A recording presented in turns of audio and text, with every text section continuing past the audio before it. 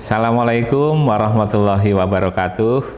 Alhamdulillahirabbil alamin. Puji syukur senantiasa kita panjatkan kehadirat Allah Subhanahu wa taala yang telah mempertemukan kembali kita pada PJJ kali ini.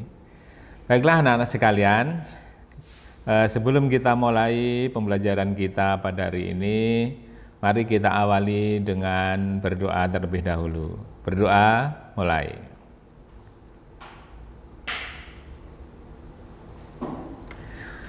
Berdoa selesai. Mudah-mudahan dengan doa yang telah kita panjatkan nanti ini akan mempermudah kita dalam menyerap ilmu pengetahuan yang akan kita pelajari pada hari ini, dan mudah-mudahan juga apa yang kita pelajari ini dapat membawa atau memberikan manfaat bagi kita semua.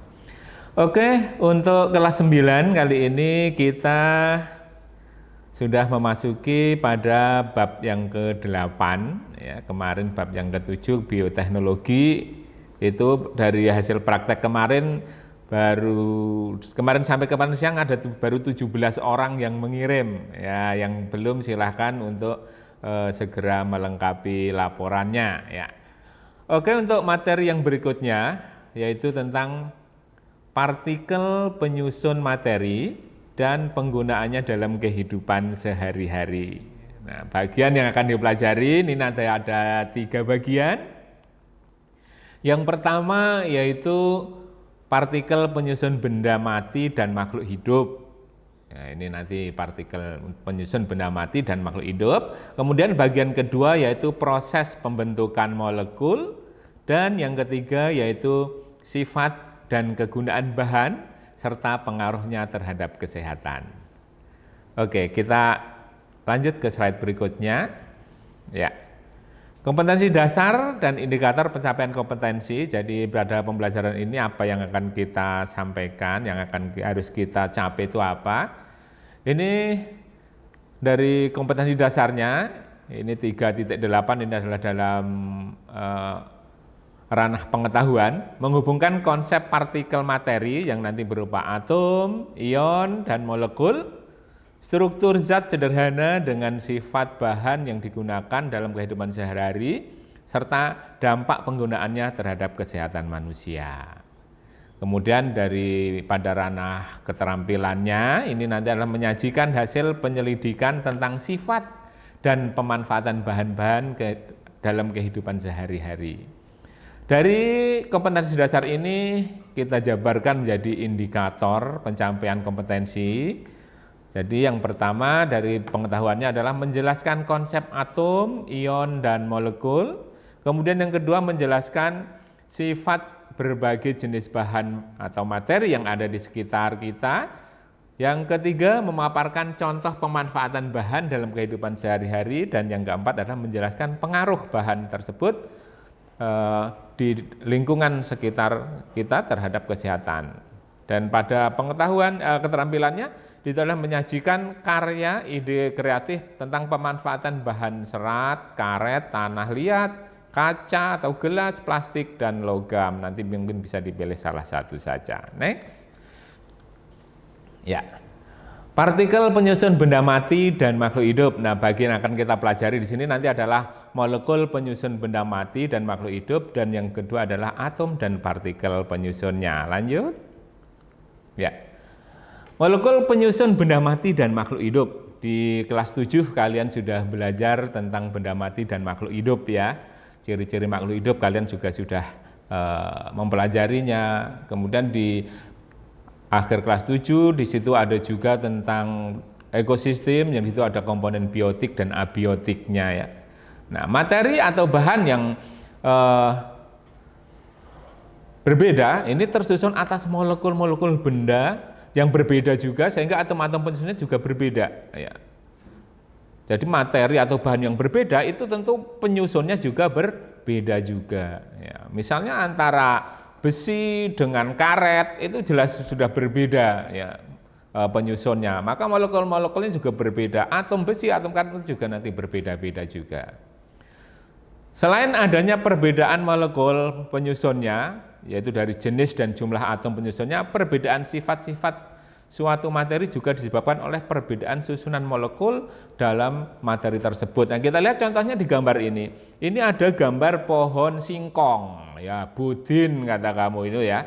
Ini kalau kita lihat susunan antara bagian batang dan bagian akarnya, ini jelas berbeda ini ya. Nah, padahal ini kalau kita lihat ini sama, kalau lihat atomnya hampir sama, cuma susunannya yang berbeda. Di situ ada atom C, di sini ada juga HO, CHO nih. Cuma di sini di atas, yang ini di bawah. Nah, ini bedanya cuma di situ. Tapi ini menyebabkan hal-hal yang berbeda.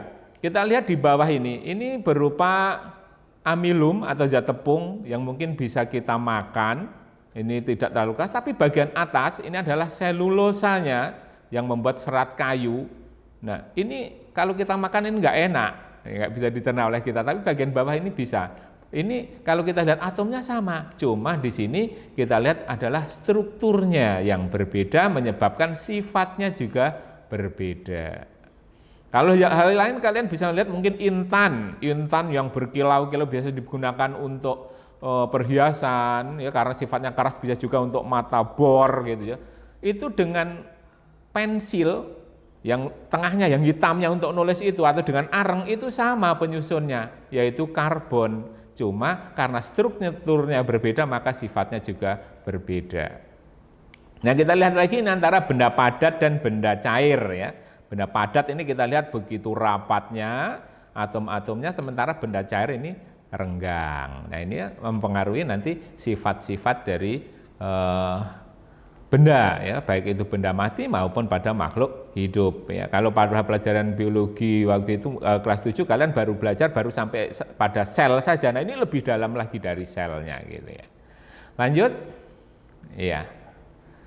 Nah, sekarang materi yang kedua yaitu atom dan partikel penyusunnya. Tadi kita bahas bahwa atom merupakan bagian susunan terkecil dari suatu zat. Ini nanti ada susunan itu apa saja sih? Ya, kalau ke atom kalian kenal mungkin kacang atom gitu ya, karena bentuknya mungkin bulat, itu seperti model atom di sini. Ini adalah sekedar ilustrasi ya.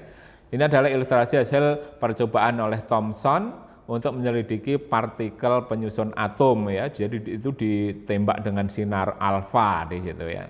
Nanti ada yang balik, ada yang belok, ada yang lurus. Nah, untuk itu lebih jelasnya mari kita lihat. Nah, ini partikel penyusun atom.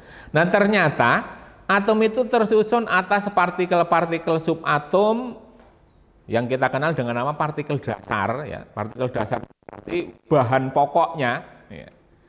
Yaitu semua atom itu partikelnya sama, ada elektron, ada proton dan neutron yang kita singkat N untuk elektron, proton P dan N ini adalah untuk neutron. Itu semua atom sama, bahannya itu, cuma nanti yang membedakan adalah jumlahnya ya.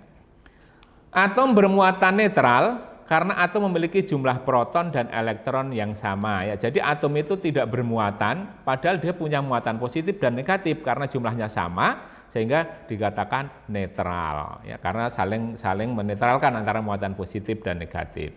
Nah, apabila jumlah proton lebih banyak daripada jumlah elektron, protonnya lebih banyak dari elektronnya, maka atom tersebut akan menjadi bermuatan positif. Nah, sebaliknya, apabila jumlah elektronnya yang lebih banyak daripada jumlah proton, maka atom nanti akan menjadi bermuatan negatif ya. Jadi mana yang lebih, yang menonjol itu yang akan berpengaruh.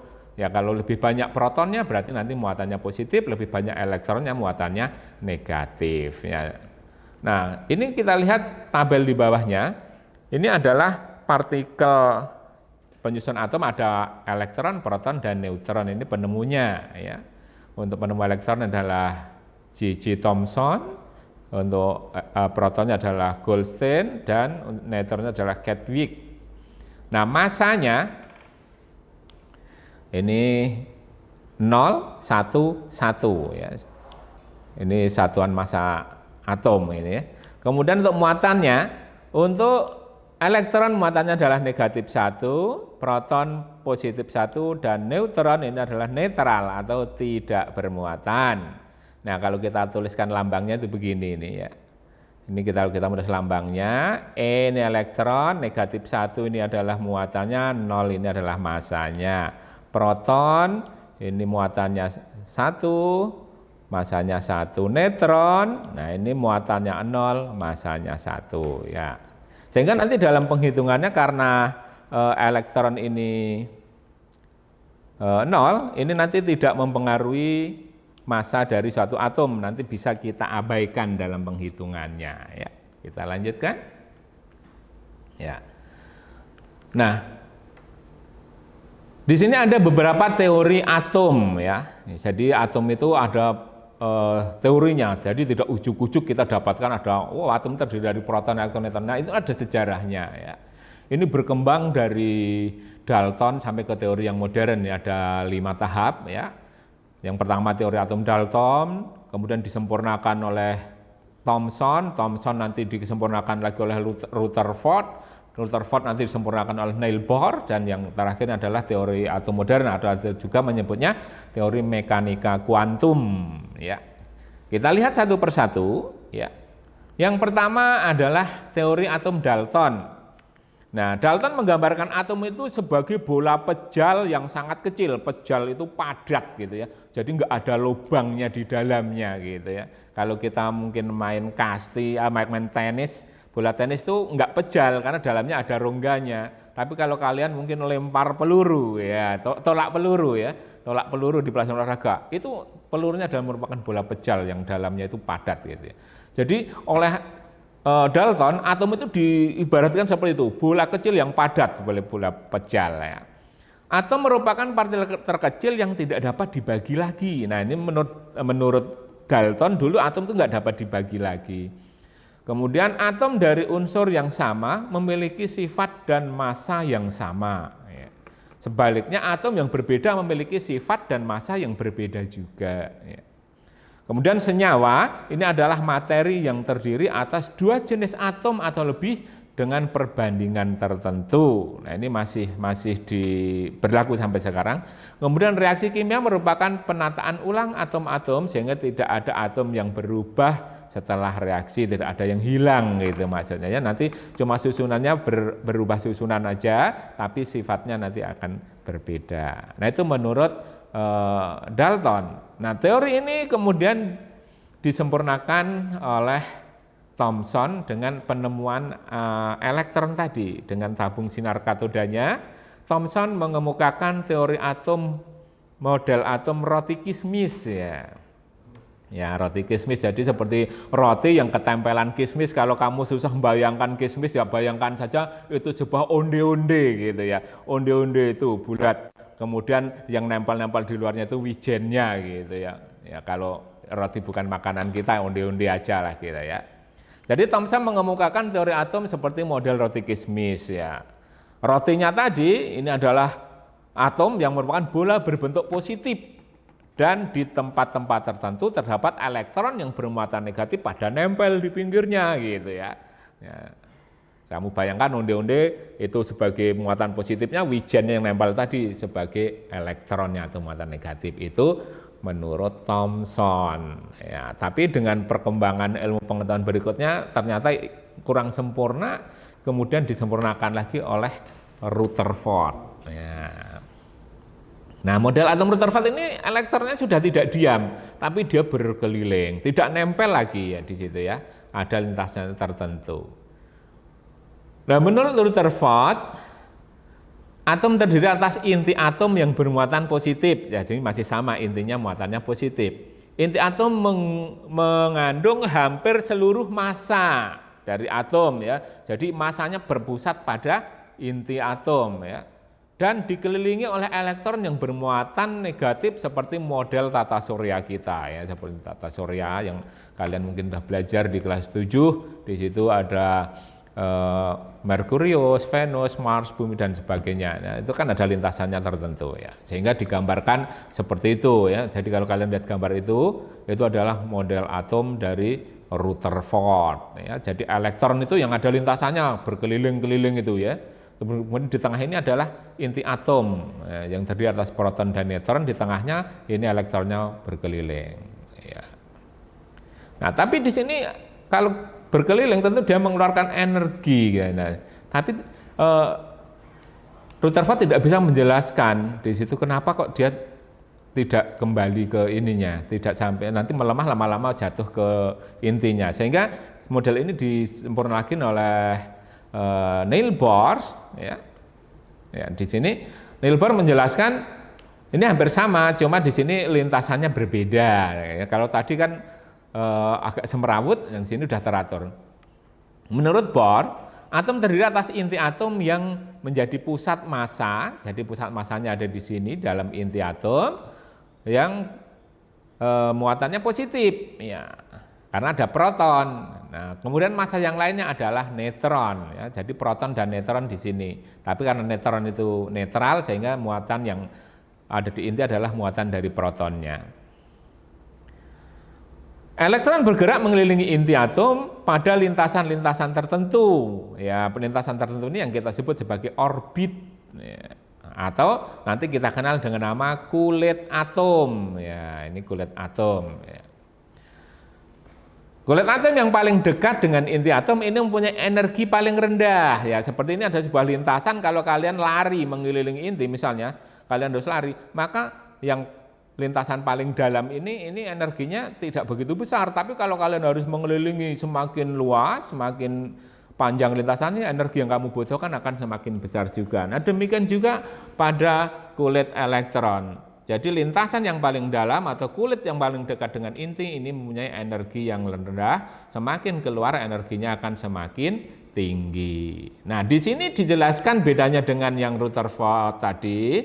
Niels Bohr menjelaskan bahwa elektron ini bisa berpindah. Kalau dia pindah dari lintasan luar ke dalam, dia akan melepaskan energi. Sebaliknya kalau dia pindah dari lintasan dalam ke luar, dia akan memerlukan atau menyerap energi. Ini kalau dari dalam ke luar menyerap, kalau dari luar ke dalam ini melepaskan energi. Nah, ini bedanya dari model atom Niels Bohr. Ya. Kemudian hal ini disempurnakan lagi dengan teori mekanika kuantum atau teori atom modern. Ya, ini dikemukakan oleh Erwin Schrödinger pada tahun 1927. Dalam teori atomnya, Schrödinger mengemukakan bahwa atom tersusun atas partikel subatom yaitu elektron, proton, dan neutron. Sama ya seperti yang lainnya tadi. Elektron mengelilingi atom dengan kecepatan cahaya. Kalau tadi belum disebutkan kecepatannya, elektron tersebut digambarkan sebagai awan elektron. Ya, sebagai awan elektron. Kedudukan elektron dalam kulit atom tidak dapat ditentukan secara pasti, tapi hanya di sini kebolehjadian istilahnya ya, ditentukan kebolehjadian. Nah, sehingga nanti kalau pada Niels Bohr tadi kita kenal kulit atom, di sini nanti kita kenal ada subkulit. Nah, subkulit. Nah, tapi untuk tingkat SMP kita tidak sampai mempelajari subkulit yang ada S, P, D, F dan sebagainya. Tapi untuk tingkat SMP kita sampai ke Niels Bohr dulu, yaitu nanti kulitnya kita kenal dengan KLMN dan seterusnya. Nah, itu teori perkembangan teori atom ya. Jadi orang yang tadinya sudah berpendapat itu paling bagus, ternyata semakin hari semakin dengan perkembangan ilmu pengetahuan dan teknologi ini ada yang melebihi. Nah, ini menjadi pelajaran bagi kita bahwa apa yang kita yakini sekarang kita benar gitu. Nah, kalau nanti seandainya mungkin ada murid kita, ada orang yang lebih muda dari kita ternyata punya ilmu yang lebih, ya kalian harus bisa menerima ya di situ ya, bahwa di atas langit masih ada langit lagi kayak gitu ya. Oke, lanjut ya. Sekarang kita lihat berikutnya yaitu nomor atom dan nomor massa ya. Jadi atom itu banyak sehingga nanti kalian lihat ada nomornya. Nah, penulisannya begini nanti ya, dituliskan X ini adalah sebagai lambang atomnya. Misalnya oksigen ini nanti O, hidrogen ini H. Kalau misalnya tembaga ini Cu, ini emas Au, ini klor Cl dan sebagainya. Nah, kemudian ada huruf Z yang agak ke bawah ya. Ini dikatakan sebagai nomor atom. Kemudian ada huruf A yang ada di atas. Ini nanti pakai angka ya penulisannya. ini merupakan nomor massa. Nah, tadi sudah dikatakan bahwa massa atom itu adalah gabungan dari proton dan neutronnya di sini ya, nomor massa. Massa itu adalah proton dan neutron yang ada di inti. Nah, jumlah proton dan neutron nanti dituliskan di atas ini. Nah, kemudian Z ini adalah sebagai nomor atom. Nomor atom ini menunjukkan jumlah proton. Nah, karena atom yang netral itu muatan positif dan negatifnya sama, maka Z ini juga menunjukkan jumlah elektron. Ya, kita melangkah dulu, nanti kita kembali lagi ke sini. Ya, kita lihat contohnya ya di sini. Ya. Misalnya ini atom K atau kalium. Kalau K kalium, kalau kalsium Ca ya. Nomor atomnya 19, nomor masanya 39. Nah, kalau kalian disuruh menentukan jumlah protonnya, proton itu sama dengan Z, berarti yang di bawah protonnya ada 19. Neutron itu bergabung dengan proton menjadi massa, berarti ada di atas ini. Tapi tidak semuanya ini neutron, ini adalah gabungan antara neutron dan proton. Sehingga kalau ditanya neutronnya saja, maka ini kita kurangi dengan angka yang ada di bawahnya. Sehingga 39 dikurang 19, neutronnya ada 20. Ya. Nah, kalau ditanya berapa jumlah elektronnya? Nah, pada atom netral jumlah elektron sama dengan, nah ini agak kurang nih, ini harusnya sama dengan jumlah proton ini ya. Ini harusnya 19, ini ada kesalahan. Jumlah elektron sama dengan jumlah proton, ini ada 19. Ya. Kemudian kita lihat contoh yang berikutnya yaitu dari perak atau argentum, lambangnya Ag. Ya, Ag ini adalah argentum, lambang dari perak, nomor atomnya 47, nomor massanya 108. Berapa jumlah protonnya? Protonnya adalah 47. Berapa elektronnya? Sama, elektronnya 47. Nah, kalau ditanya berapa neutronnya? Neutronnya ini dikurangi ini, 108 kurang 47, neutronnya ada 61.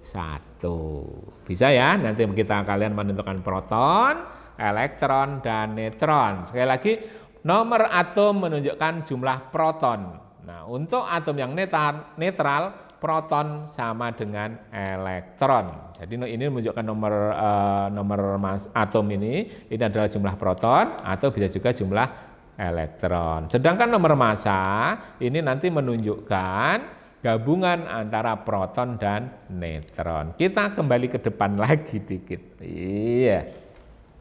Nah, dari penghitungan nanti kita kenal ada istilah isotop, isoton, dan isobar. Isotop, iso itu sama ya. Iso para iso gitu ya. Isotop, top adalah proton. Isotop berarti sama jumlah protonnya gitu ya. Isotop merupakan atom-atom dari unsur yang sama, memiliki nomor atom sama, tetapi nomor massanya berbeda. Kita lihat nih, misalnya C, nomornya 6, nomor massanya 12, yang satu lagi atom C ini karbon ya, nomor 6, massanya 13. Ya. Apanya yang sama di sini? Ini adalah angka di bawahnya sama. Angka di bawah menunjukkan jumlah proton, makanya dikatakan sama protonnya, namanya isotop ya. Top P-nya proton ini sama ya. Apanya yang beda di sini? Yang beda adalah jumlah neutronnya. Kalau elektronnya sama 6 juga. Neutronnya di sini 12 dikurang 6 ada 6, ini 13 dikurang 6 ada 7 ya. Ini neutronnya 6, yang ini neutronnya ada 7 yang sama protonnya, makanya dikenal isotop ya. Kemudian ada isoton. Nah, isoton, ton belakangnya N. Nah, ini menunjukkan yang sama adalah nanti adalah neutronnya ya. Isoton adalah atom-atom dari unsur yang berbeda, memiliki nomor atom dan nomor massa yang berbeda, tapi jumlah neutronnya adalah sama ya. Jadi atomnya berbeda, nomornya berbeda, tapi nanti protonnya akan sama, itu namanya isoton ya. Kemudian isobar. Isobar. Nah, isobar adalah atom-atom dari unsur yang berbeda, memiliki nomor atom berbeda tetapi memiliki nomor massa yang sama ya. Di sini masanya sama, ini 32, ini 32 semua, tapi di sini nomornya 15, yang ini 16. Atomnya beda, ini fosfor, ini belerang ya. P dan S ya. Jadi kalau sama atasnya ini ya, nomor masanya sama kita sebut isobar, sama bawahnya ini ya. Ini adalah protonnya namanya isotop. Nah, kalau atas dan bawah dikurangi hasilnya sama namanya isoton, neutronnya sama. Oke. Ya, lanjut. Kita lewati contohnya tadi sudah. Iya. Sekarang kita lihat pada proses pembentukan molekul. Nah, bagian yang kita pelajari nanti adalah yang pertama adalah molekul, yang kedua konfigurasi elektron, yang ketiga ion, dan yang keempat adalah identifikasi unsur. Ya. Kita lanjut yang pertama, yaitu adalah molekul. Molekul ini dapat dinyatakan dengan rumus kimia yang menunjukkan jenis dan jumlah atom penyusun molekul tersebut, atau bisa juga dikatakan molekul itu tersusun atas dua atom atau lebih yang bergabung menjadi satu, ya itu juga boleh ya. Nah, kita lihat nih, nanti dari gambarnya itu ada ya, ada O2, H2O, H2, ada C6H8O6 dan sebagainya ya. Nah, sekarang kita lihat dari jenis atom penyusunnya, ini nanti molekul dibedakan menjadi dua, ada namanya molekul unsur, ada molekul senyawa. Nah, molekul unsur ini merupakan gabungan dua atom atau lebih yang sama jenisnya. Sedangkan untuk molekul senyawa merupakan gabungan dua atom atau lebih yang berbeda jenisnya. Ya, kita lihat nih contohnya ya. Ini kalau terpisah, ini ada O2, ini berarti dua buah atom O yang bergabung menjadi satu. Ini namanya molekul oksigen. Kalau O saja, dia sendirian, itu namanya atom oksigen. Tahu bedanya atom dan molekul ya? Kalau molekul itu sudah bergabung. Nah ini, terdiri atas atom oksigen dan oksigen bergabung menjadi satu. Molekul hidrogen ini terdiri atas atom hidrogen dan hidrogen yang bergabung menjadi satu. Jenis atomnya sama. Ini oksigen, ini hidrogen dengan hidrogen bergabung. Makanya namanya molekulnya adalah molekul unsur. Nanti kalian bisa menyebutnya yang lainnya. Ada N2, ada P4, S8 dan sebagainya. Ini kalau unsurnya sama namanya adalah molekul unsur. Nah, sekarang kalau kita lihat, ada satu atom oksigen bergabung dengan dua buah atom hidrogen menjadi satu. Ya, ini berikatan. Jumlahnya ada 3, ditunjukkan dengan rumus kimianya begini. H2O artinya hidrogennya ada 2, oksigennya 1, bergabung. Nah, ini membentuk molekul namanya adalah molekul senyawa karena tersusun oleh atom-atom yang berbeda. Itu yang sederhana. Yang bawahnya ini lebih kompleks lagi. Ya. C-nya 5. Ya, kita lihat yang hitam ini C karbon 1 2 3 4 5. Oh, 6 ya, itu 2 3 4 5 6. 6. H-nya ada 8. H itu yang putih tuh 2 3 4 5 6 7 8. O-nya ada 6 juga tuh 2 3 4 5 6. Nah, ini lebih kompleks lagi. Ini juga namanya molekul senyawa. Ya, tahu bedanya ya antara molekul unsur dan molekul senyawa. Kalau atomnya sama, namanya molekul unsur. Kalau atomnya berbeda, yang suatu molekul, itu namanya adalah molekul senyawa. Kalau misalnya ini Pak, ada C6H12O6, termasuk apa? Molekul unsur atau senyawa? Ya, molekul senyawa ya. Oke. Lanjut. Nah, kemudian konfigurasi elektron. Konfigurasi elektron ini merupakan susunan pengisian elektron pada kulit-kulit atau subkulit suatu atom. Untuk tingkat SMP kita pada kulit saja, subkulit nanti kalau kalian sudah SMA. Ya. Aturan pengisian elektron menurut Pauli pada 4 kulit pertama sebagai berikut. Nah, ini ada aturannya ya. Aturan menurut aturan Pauli itu berarti diisi dari tingkat energi terendah terlebih dahulu, ada aturannya itu ya. Nah, untuk kulit pertama kita sebut namanya kulit K, kulit kedua kulit L, ketiga M, ketiga N dan sebagainya. Nah, kita lihat daya tampungnya. Untuk kulit K ini maksimumnya adalah 2, untuk kulit L 8, M 18, N-nya adalah 32, atau bisa juga ini ditentukan dengan rumus 2N pangkat 2 gitu ya. N-nya itu kulit ke berapa gitu. Misalnya kulit ketiga berarti N-nya diganti 3, 3 pangkat 2 itu 9 kali 2. Oh, maksimal kulit ketiga berarti 18. Kalau N-nya diganti 2, 2 pangkat 2 4 kali 2 8, paling banyak berarti kulit keduanya adalah 8, itu rumusnya ya. Nah, ini cara pengisiannya. Kalau dia punya 1 ya isi di kulit pertama dulu 1, kalau punya 2 ya isikan 2, kalau punya lebih yang pertama isi 2 terlebih dahulu, sisanya di kulit berikutnya.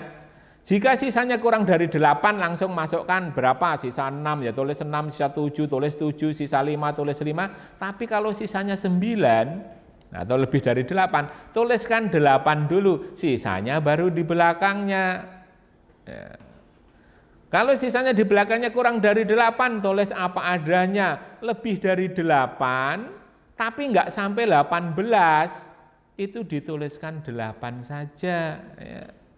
Nah, kalau lebih dari 18, baru nanti tulis 18, sisanya di kulit berikutnya. Nah, ini aturannya begitu. Nah, untuk lebih jelasnya ini ada contohnya nih. Iya, nah ini kita lihat hidrogen, lambangnya H, nomor atomnya 1, berarti elektronnya ada 1. Kalau elektronnya 1, maka cukup memasuki kulit pertama saja, namanya 1.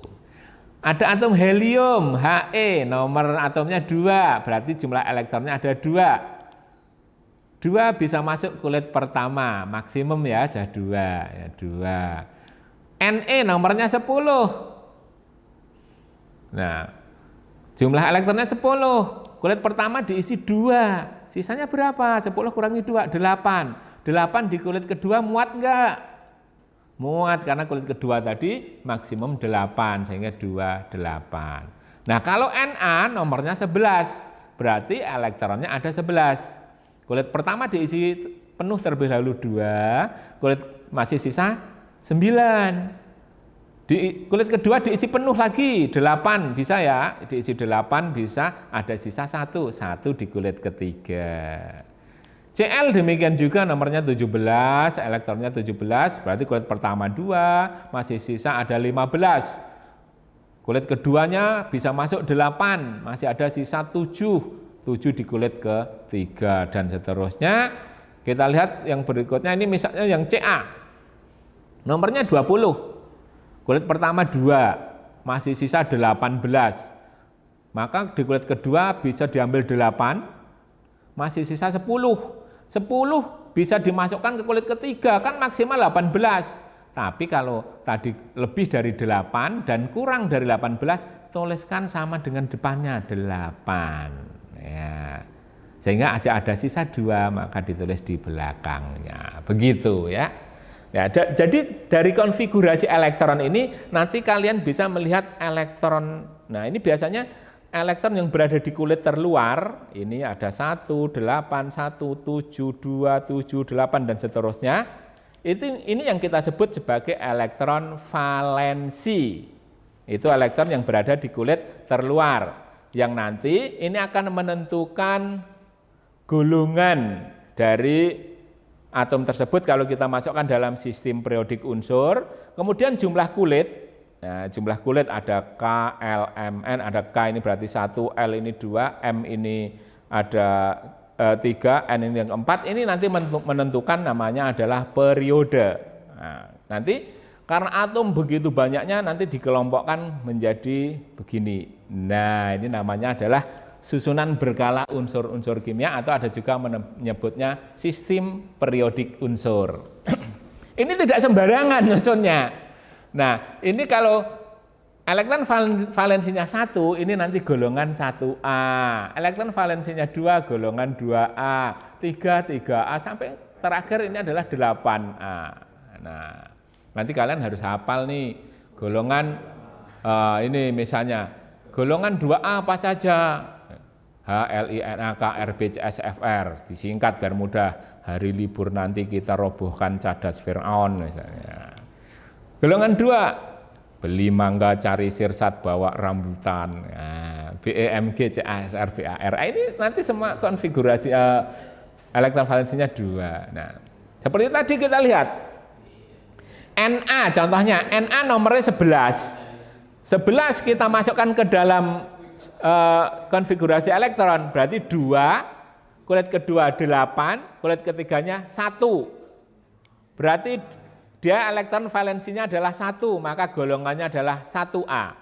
Kemudian kulitnya ada K, L, M, berarti dia berada pada periode ketiga. Kita lihat 1, 2, 3 ya di sini. Jadi baris ini menunjukkan namanya periode. Ini menunjukkan jumlah kulit.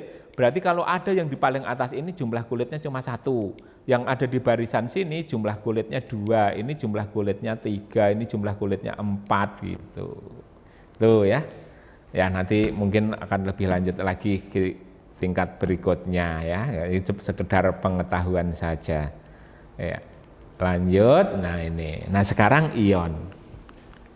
Nah, ion ini adalah atom atau kumpulan atom bermuatan listrik ya, atau gugus atom bermuatan listrik. Berdasarkan jenis muatannya, ini ion nanti dibedakan menjadi ion positif dan ion negatif. Di depan tadi sudah dikatakan, kalau atom dia kelebihan proton, maka namanya nanti atom bermuatan positif atau kita sebut sebagai kation. Atom yang kelebihan elektron ini dikatakan sebagai atom bermuatan negatif atau kita sebut anion. Lah kok bisa atom itu kok nanti bisa dia melepaskan atau menerima? Nah ini asal saja atau gimana?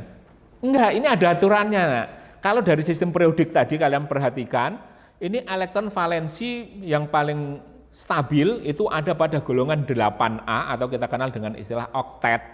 Ya, itu membentuk konfigurasi elektron valensinya 8. Maka atom yang lainnya cenderung untuk menirunya. Sehingga nanti ada yang dia melepaskan untuk golongan 1A, 2A ini cenderung dia melepaskan elektronnya sehingga nanti dia akan menjadi ion positif, sedangkan golongan yang mendekati dari golongan 8 ada 7A, ada 6A itu cenderung akan menerima elektron yang kita kenal nanti dengan namanya menjadi ion yang bermuatan negatif. Kita lihat contohnya ini ya.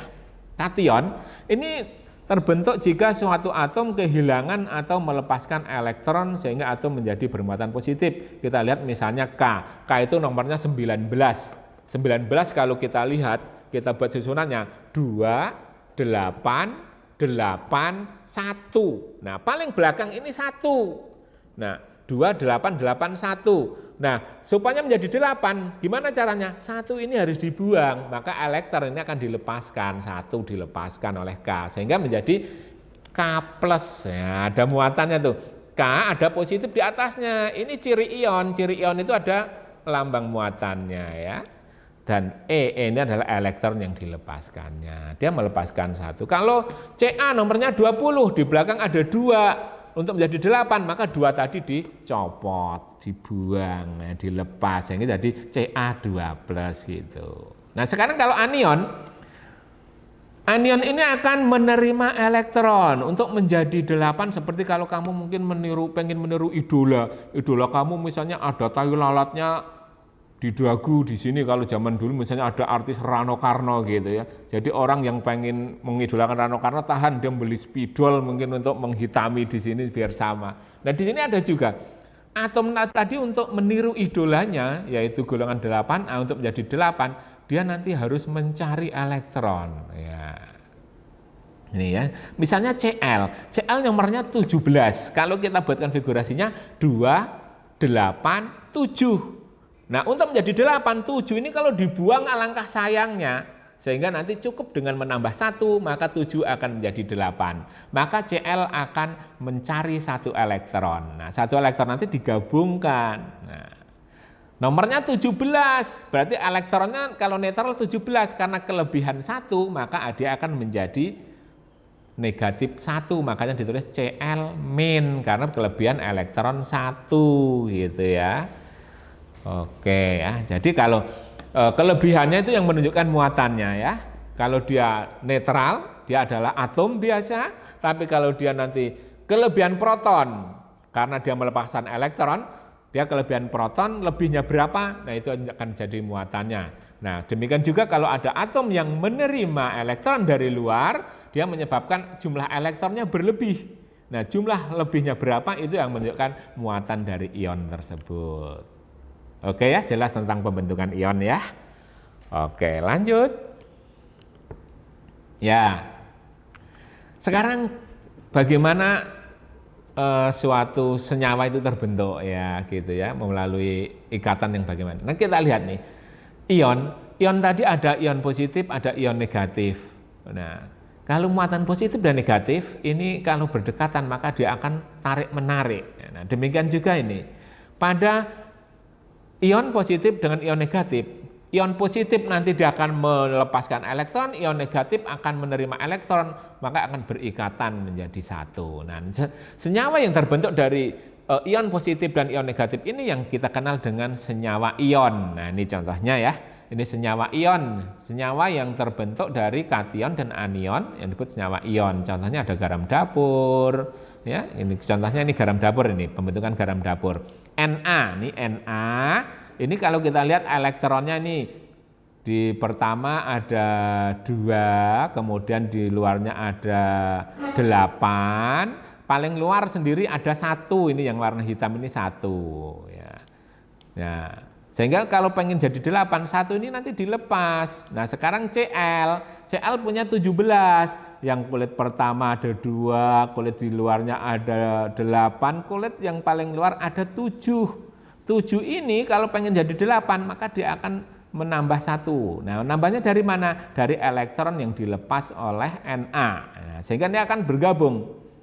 Ya, elektron yang dilepaskan Na akan diterima oleh Cl, ya, sehingga dia akan bergabung. Na tidak lagi memakai ini, Cl yang memakainya, diserahkan ke sini. Nah, ikatan antara Na plus dan Cl- ini akan membentuk namanya ikatan atau senyawa ion yang kita sebut senyawa menjadi NaCl ya.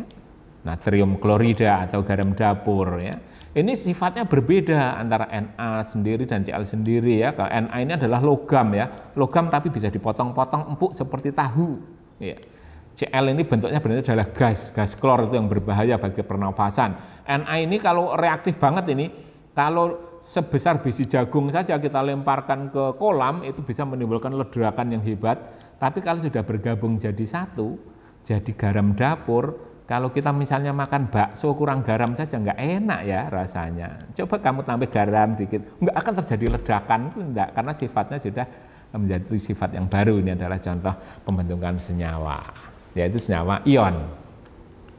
Nah, ada juga yang kita kenal dengan senyawa kovalen. Nah, pada senyawa kovalen ini merupakan senyawa yang antar atomnya ini berikatan kovalen. Ikatan kovalen itu yang bagaimana? Ini yang menggunakan pasangan elektron secara bersama, ya, saling urunan, ya, di situ ya, saling urunan. Kita lihat misalnya ini pada bagian ini adalah pada H2O, ya, H2O. Hanya 2. O-nya 1. Nah, kita lihat nomornya. H itu nomornya kan 1 ya. Di sistem periodik H nomornya 1, berarti elektronnya ada 1. O ini nomornya 8. Nah, nomornya 8, berarti kalau kita buat susunannya 2, 6. Elektron paling luar itu 6. Pengen jadi 8. Kalau 6 pengen jadi 8 butuh berapa lagi? Ya butuh 2. Dari mana dia nanti makainya? Makainya dari H ini 1, H ini 1. Sehingga kita lihat di luar sekarang ada berapa? 1, 2, 3, 4, 5, 6, 7, 8. Dia sudah punya 8. O sudah punya 8. Berarti dia sudah stabil. Nah, H ini Yang diidolakan oleh H itu adalah He. Kalau di gas mulianya adalah He. He ini nomornya 2, berarti elektronnya 2. H tidak pengen 8, tapi dia cukup 2 saja. Sehingga nanti dia pakai bersama di sini ya. H sudah punya 2. Ini berikatan dengan penggunaan pasangan elektron secara bersama di sini. Ini pasangan ini dipakai oleh H, dipakai juga oleh O. Kalau di sini tadi tidak. Pada senyawa ion itu yang sudah dilepaskan Na nanti dipakai oleh Cl, Na nggak pakai lagi. Nah, tapi kalau di sini dia masih dipakai bersama. Ya, seperti kalau kalian misalnya iuran, nah, pengen beli bakso semangkok mungkin harganya 10.000. Kalau kamu cuma punya duit 5.000, berdua satu lagi punya 5.000, sudah beli semangkok dimakan berdua gitu ya. Nah ini dipakai bareng ya. Ini juga pada pembentukan CO2 atau karbon dioksida, C dan O. Ya, O-nya ada di sebelah kiri kanan, C-nya di tengah. C itu nomornya 6, berarti 2, 4. Dia di elektron valensinya punya 4, sedangkan O ini punya 6. 4 dia pengen jadi 8, dia butuh 4 lagi, maka minjam punya C ini 2, ini punya C ini 2, sehingga nanti kalau kita hitung elektron di luarnya untuk C ini sudah 8. Nah tapi 2 ini tidak dipakai sendirian. Oh ini juga ikut memakainya, oh yang ini juga ikut memakainya. Yang ini 2 pasang ini dipakai secara bersama. Ini namanya elektron valensi ya. Nanti ada elektron valensi yang tunggal, ada yang rangkap, ada yang rangkap 3 dan sebagainya. Jadi pada senyawa kovalen itu ada pemakaian elektron secara bersama ya, itu ya. Nah, jadi untuk menghitung berapa yang dipakainya itu biasanya kaidah oktet yang berlaku di situ, jadi pengen jadi 8 kecuali H dia pengen jadi 2. Nah, itu tentang senyawa. Ya, kita lanjut berikutnya. Ya, identifikasi unsur. Ya. Ketika dibakar, ini setiap unsur akan menghasilkan warna khas ya. Kalian mungkin ingat ketika pramuka dulu membuat api unggun. Nah, ketika membuat api unggun ditaburi dengan garam gitu ya. Ketika dikasih garam, apa yang terjadi? Karena seperti bunga api yang terbang, warnanya apa? Kuning. Ternyata warna kuning itu dari mana? Dari Na ini. Garam dapur kan ada Na-nya, NaCl. Nah, Na itu kalau kebakar dia menunjukkan warna yang kuning, Li merah.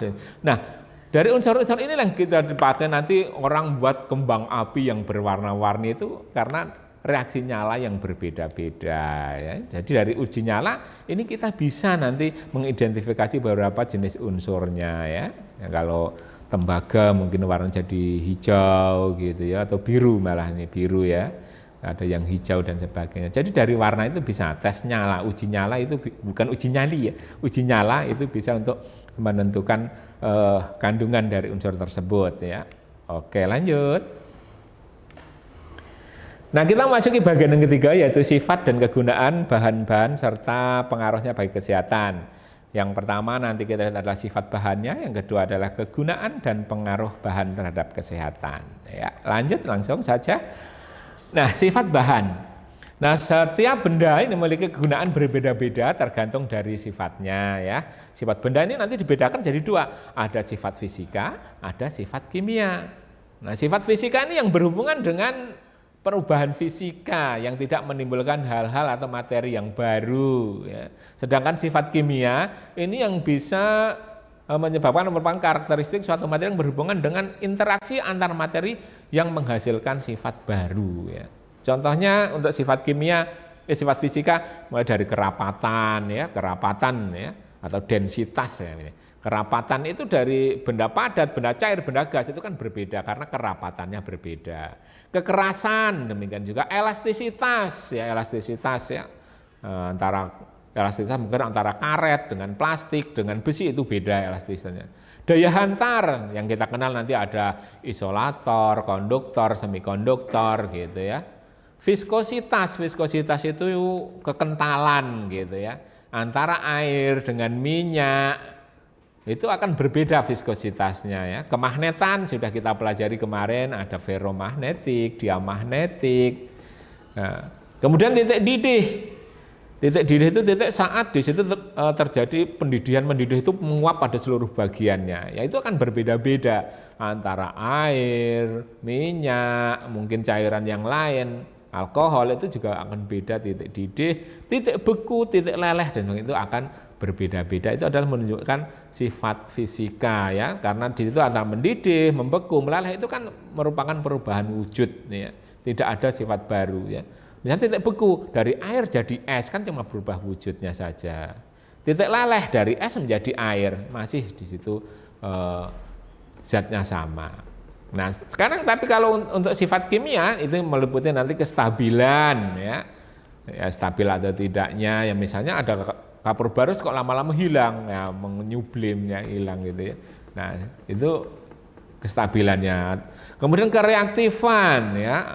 Ada zat yang reaksinya cepat, ada yang lambat gitu ya. Keterbakaran, yang mudah terbakar atau tidak ya. Misalnya kertas dibandingkan dengan misalnya besi sama-sama dibakar, di situ nanti kertas akan lebih duluan ya sifat keterbakarannya. Daya ionisasi, dia cepat lambatnya menjadi ion, korosivitas ya. Kecepatan mengalami korosi ya, korosi atau perkaratan. Nah, itu adalah sifat-sifat kimia, itu sifat bahan ya. Jadi kelompokkan ada sifat fisika dan juga sifat kimia. Nah, sekarang kita lihat ada beberapa bahan, misalnya kita lihat dengan kaca. Ini kaca terbuat dari silikon oksida atau disebut pasir, ada juga pasir kuarsa gitu ya. Kapur, soda dan oksida logam yang berupa natrium, kalsium, magnesium, serta aluminium itu penyusun dari kaca tadi ya. Sifatnya ini meliputi berwujud padat, sifatnya mudah pecah dan tembus cahaya. Nah, tahan terhadap panas, mudah dibentuk. Nah, tentu kalau ketika dia panas mudah dibentuk. Kalau kaca yang dingin itu ya susah dibentuk nih. Jika dipanaskan pada suhu tinggi ya sehingga mudah dibentuk, mau dibentuk tabung, mau dibentuk melengkung dan sebagainya itu bisa ya. Tidak menyerap air, ya bayangkan saja kalau misalnya gelas kok menyerap air, apa yang terjadi? Bersifat isolator, artinya tidak mengantarkan listrik, serta dapat didaur ulang. Jadi kaca itu bisa didaur ulang, dihancurkan lagi, nanti dicetak lagi. Benda yang terbuat dari kaca ini sifatnya adalah mudah pecah jika terjatuh. Jika mengenai bagian tubuh kita, pecahan itu akan membahayakan karena dapat menimbulkan luka. Itu efeknya bagi kesehatan kita itu hati-hati kalau menggunakan kaca, kalau kena pecahannya berarti bisa luka. Sifat bahannya bisa didaur ulang ya. Jadi kalau ada pecahan-pecahan kaca mungkin kalian bisa kumpulkan nanti dikasihkan ke tukang loak gitu ya, atau mamang rongsokan itu ya, mungkin mau menampung botol-botol bekas dan sebagainya untuk didaur ulang. Lanjut. Ya, tanah liat dan keramik. Nah, ini seperti pelajaran prakarya ya yang buat itu ya. Tanah liat terdiri atas butiran-butiran partikel liat yang halus. Tanah ini sukar untuk dilalui air, tetapi mudah dibentuk ya. Oleh karena sifatnya yang mudah dibentuk, maka tanah liat ini banyak digunakan sebagai bahan-bahan kerajinan ya, misalnya buat batu bata, genteng, gerabah ya. Ini disebut dari tanah liat ya. Kalau kalian mungkin lihat di Jogja ada di daerah yang namanya Kasongan, di sana itu tempat produksi gerabah beraneka ragam, dari bahannya adalah tanah liat. Kalau di wilayah Kebumen di daerah Soka itu ada produksi genteng banyak gitu ya. Ya. Efek atau bahaya yang ditimbulkan keramik ini diduga karena adanya kandungan unsur ya, zirkonium, terutama pada keramik putih. Zirkonium ini dapat memberi efek yang buruk karena dapat dalam jangka panjang ini dapat mengakibatkan kanker kulit ya, itu pada keramik putih ya. Oke, itu bahan-bahan dari tanah liat atau keramik. Lanjut, berikutnya adalah serat ya. Serat ini berdasarkan asal dari bahan penyusunnya ini dibedakan, nanti ada serat alami, ada serat sintetis ya. Serat alami ini diperoleh dari tumbuhan, hewan dan juga ada mineral. Dari tumbuhan misalnya serat selulosa tumbuhan seperti kapas, ya, kapuk, rami, ada juga mungkin dari daun nanas jadi serat nanas, ya, itu serat daun nanas itu bisa digunakan dimanfaatkan sebagai tekstil, ya, bahan pakaian gitu ya. Kemudian serat hewan ini dari serat protein dan juga dari kepompong ulat sutra. Ini kalau kita lihat di gambarnya adalah kepompong ulat sutra, itu adalah serat alami yang dari hewan. Selain itu mungkin dari hewan ada juga mungkin wool gitu ya, dari bulu domba yang dicukur kemudian dipintal gitu. Itu adalah serat alami. Ini kayaknya di prakarya juga pernah dibahasnya. Serat sintetis ini sengaja dibuat oleh manusia. Kain yang terbuat dari serat sintetis misalnya rayon, polyester, dakron itu biasanya untuk mengisi boneka-boneka itu ya, akrilik dan juga nilon. Nah, serat kain atau kapas yang berterbangan ini pengaruh bagi kesehatan kita. Ini kalau terhisap nanti ke pernapasan ini mengakibatkan namanya gangguan pernapasan ya. Sehingga mungkin yang nggak tahan bisa bersin-bersin, ada mungkin orang yang nggak tahan ada bulu kucing gitu dan sebagainya, serat alami gitu ya. Serat asbes itu juga bisa terhirup, dapat menimbulkan sesak nafas ringan, kegagalan pernapasan, kanker pleura dan asbesitosis namanya ya. Jadi alergi terhadap serat asbes tadi. Pleura itu berarti pada lapisan paru-parunya. Yaitu lanjut. Karet. Ya, berdasarkan asalnya karet ini dapat berasal dari alam maupun sintetis ya. Sifat karetnya di alam ini antara memiliki daya elastisitas dan plastisitas yang baik ya, jadi mudah untuk ditarik ulurnya, enggak putus. Ini adalah karet alam. Pengolahannya juga mudah, tidak mudah aus, tahan terhadap keretakan, memiliki daya lengket yang tinggi terhadap bahan serta tidak mudah panas. Ini karet alam ya. Karet alam ini dimanfaatkan untuk membuat ban pesawat terbang. Pesawat terbang nggak ada bannya juga loh, ya. Ban mobil dan juga ban motor gitu. Kemudian karet sintetis ini dibuat dari minyak bumi, batu bara dan gas alam. Nah, karet sintetis memiliki kelebihan atau beberapa keadaan yaitu tahan terhadap berbagai zat kimia, harganya cenderung stabil, serta pengiriman atau suplai karet sintetis ini jarang mengalami kesulitan. Nah, karet alam mungkin karena kadang persediaannya kurang, sehingga harganya biasanya lebih enggak stabil ya. Kalau misalnya persediaan, ya kalau menurut ekonomi ya kalau stoknya banyak ya harganya murah, mungkin kalau mungkin stoknya sedikit ya harganya jadi lebih mahal gitu ya. Ini dibuat kalau karet sintetis dari getah pohon karet ya, dideres ini, ditadai nanti diolah. Karet yang dibakar ini di sembarang tempat ini dapat menimbulkan dampak negatif terhadap kesehatan seperti iritasi saluran pernapasan, gangguan fungsi paru-paru dan sensitivitas pada indera penciuman ya. Itu jadi iritasi pada saluran pernapasan. Ini bisa karena bau aroma karet yang tidak enak gitu. Lanjut. Kayu ini memiliki sifat yang keras dan kuat, tidak mengantarkan arus listrik atau isolator, tidak tahan terhadap air sehingga mudah lapuk ya. Jika kena air terus kehujanan lama-lama kan lapuk ya. Jika berada di tempat basah ya, kecuali kayu besi atau kayu ulin ini bisa lebih tahan ya. Mudah dibentuk kayu ini serta masa jenisnya juga bervariasi ya. Mungkin kayu jati dengan kayu randu masa jenisnya tentu berbeda gitu ya. Pada proses penggergajian ini debu kayu yang dihasilkan ini dapat dengan mudah berterbangan, ya, nyingsung, ada debu yang berterbangan, apalagi kalau kayunya kering ini, dan masuk dalam tubuh melalui saluran pernafasan. Makanya sarankan memakai masker ya. Hal ini dapat mengakibatkan nanti iritasi dan alergi saluran pernafasan. Selain itu juga alergi kulit juga dapat timbul akibat debu kayu yang menempel di kulit secara terus-menerus ya. Oke, makanya harus rajin menjaga kebersihan, sering mandi dan sebagainya kalau misalnya kalian mungkin rumahnya berdekatan dengan pabrik kayu tadi. Lanjut. Ya. Plastik ya. Plastik mempunyai sifat yang tidak menyerap air, ringan, tidak mudah pecah, lentur, mudah dibentuk, tembus pandang, bersifat isolator, tidak tahan api, serta tahan karat. Makanya ini banyak digunakan sebagai kemasan-kemasan ya, karena tembus pandang sehingga lebih menarik kelihatan isinya. Nah, beberapa bahan plastik ini dapat mengakibatkan dioksin jika digunakan sebagai wadah makanan berlemak atau berminyak dalam keadaan panas ya. Ya, makanya kalau beli makanan yang berminyak panas-panas itu kalau bungkus plastik jangan lama-lama, cepat-cepat sampai rumah diganti pakai piring atau mangkoknya. Tapi mangkoknya jangan mangkok plastik juga.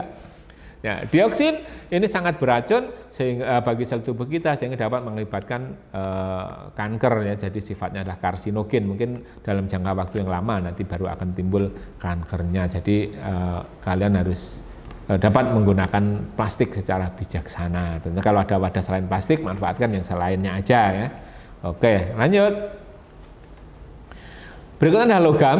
Nah, logam sebagian besar ini berwujud padat, ada yang cair juga ya. Air raksa gitu, ada logam yang cair ya.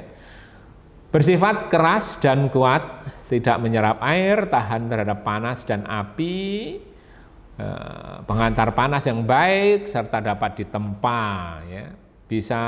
Besi berkarat ini serta jarum suntik atau peniti yang tidak steril ini dapat mengakibatkan bakteri Clostridium tetani yang dapat menyebabkan sebagai penyakit infeksi tetanus ya. Makanya kalau misalnya bagi ibu-ibu yang sering pakai peniti untuk menggunakan jilbabnya itu hati-hati, selalu yang bersih ya.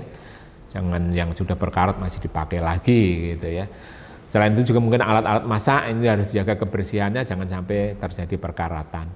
Selain itu limbah pabrik yang mengandung logam berat ini dapat juga mencemari sumber air ya, sehingga nanti kalau sumber air tercemar logam berat ini dikonsumsi ini dapat mengakibatkan nanti pada penyaringan darahnya kita yang rusak, yaitu pada penyakit ginjal gitu ya. Ya. Oke, itu adalah beberapa bahan, sifat-sifatnya sudah kita pelajari dan pengaruhnya bagi kesehatan kita. Jadi mulai saat ini kita harus mungkin bijaksana, hati-hati dalam mempergunakan, memanfaatkan bahan-bahan yang ada di sekitar kita. Kita lihat pengaruhnya bagi kesehatan kita, bagaimana sehingga kita bisa memilih yang terbaik bagi kita. Ya. Oke. Kayaknya untuk hari ini materinya cukup sampai di sini ya. Tadi sudah kita belajar tentang atom, molekul dan ion, menuliskan partikel penyusun atomnya tadi sudah bisa ya, elektronnya berapa, protonnya berapa, neutronnya berapa, menentukan ionnya juga sudah bisa. Dan kali ini kita juga sudah mempelajari tentang beberapa sifat bahan dan pengaruhnya bagi kesehatan manusia. Mudah-mudahan apa yang kita pelajari bermanfaat bagi kita semua. Marilah kita tutup pertemuan kita kali ini dengan membaca hamdalah bersama. Alhamdulillahirabbil alamin. Assalamualaikum warahmatullahi wabarakatuh.